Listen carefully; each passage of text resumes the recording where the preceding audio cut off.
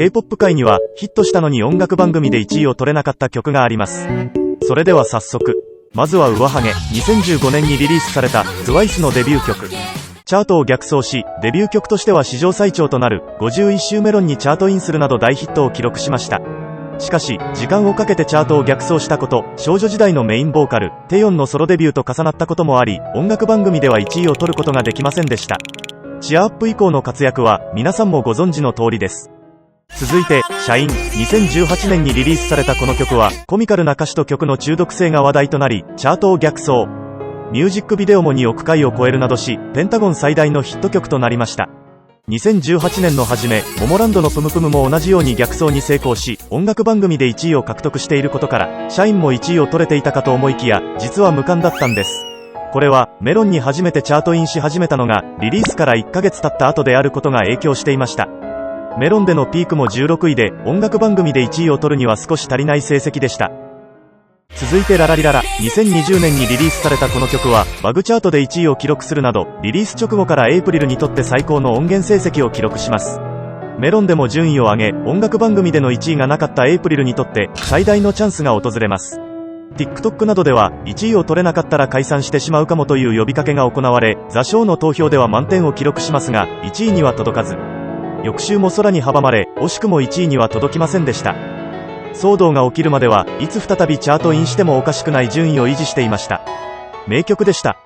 まだまだ続きます。Only You。2015年にリリースされたこの曲は各音源チャートで1位を連発するなど音源女王らしい成績を記録。しかし当時アルバム販売量が化け物だったエクソのカムバックと被ってしまったことで音楽番組では1位を取れず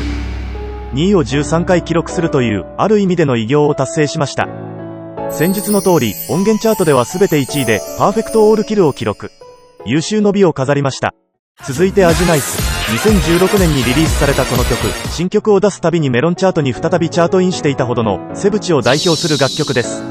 しかし、当時はまだまだ伸び盛り、リパッケージだったこともあり、初動も今よりは少なめ。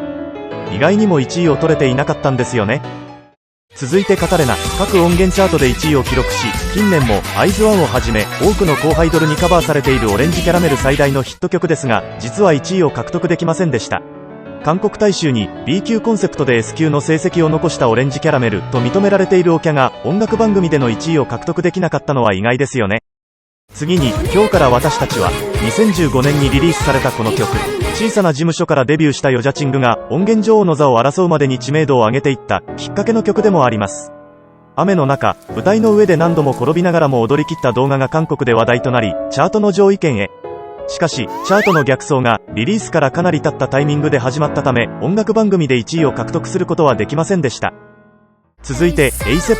こちらも小さな事務所からデビューしたステイシー。リリース2ヶ月後にメロンのトップ10に進入するなど、ロングランを記録しましたが、実は1位を取れなかったんです。